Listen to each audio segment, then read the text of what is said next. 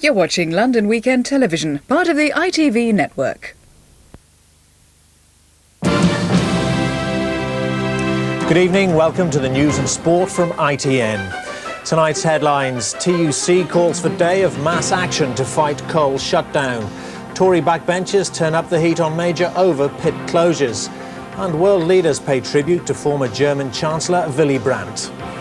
And tonight's main sports story: Bruno wins, but it's a tough struggle against the South African Kutsa.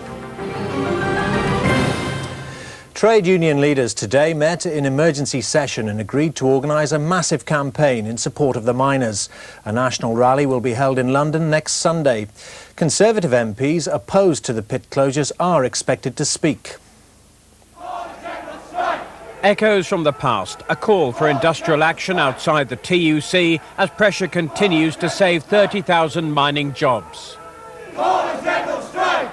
For the first time in 20 years, trade union leaders held an emergency meeting on a Saturday. Such was the concern over pit closures.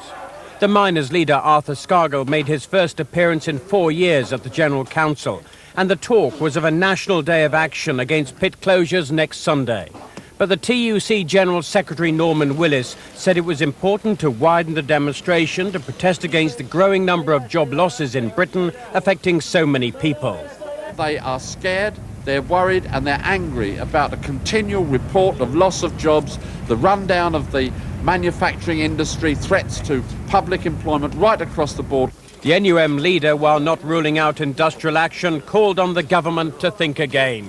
And we're hoping that this government will not only see sense in the social, economic and political way, but at the same time will recognise the genuine groundswell of public opinion, which is massively in favour not of the NUM, but of the mining industry. Trade union leaders now say they smell blood, the government is on the ropes, and it's a matter of harnessing enough public support to force ministers to rethink policies on pit closures.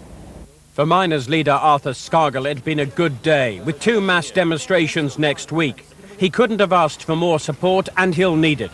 The government has no plans to reverse its decision on closing down mines. Stephen Cape, ITN, Central London. 2 more Tory backbenchers, Michael Clarke and Richard Alexander, today said they would vote against the government in Wednesday's Commons debate on the pit closures. 2 new surveys in the Sunday Times and the Independent on Sunday have suggested that more backbenchers oppose the closures than support them.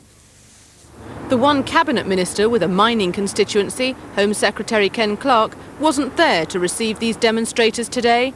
But the message has been getting through to the government nonetheless, with a growing number of Tory MPs threatening to rebel against the pit closures. I have been in touch with enough backbenchers to know there's a sizable number that will be voting for the motion on Wednesday.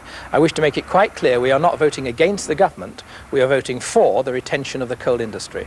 I've been absolutely amazed by the personal representation made to me from all various quarters of the party against what the government have done, and the very great disquiet about their policy and indeed about the leadership itself. This is a crazy policy. It is just unacceptable to put half an industry, the size of the coal mining industry of this country, out of work in a time frame of 5 days to 5 months. Labour, out gathering a nationwide petition in support of the miners, were hoping for a government defeat in the Commons debate. We're getting a lot of support from Tory MPs who know their government's got it wrong and who know their constituents want them on Wednesday to save the pits and to save these jobs. In the face of such pressure, Michael Heseltine is set to announce extra money for redundant miners on Monday. That and the strenuous efforts of government whips this weekend will party managers hope be enough to win the day for them. There are no easy options, there are no easy answers as far as this is concerned, but it seems to me that everyone now would be well advised to stand back and wait for Michael Heseltine's statement on Monday. But nothing short of a reprieve for the pits is going to satisfy those who support the miners, including some Tory MPs. The government is by no means certain to win the vote on Wednesday.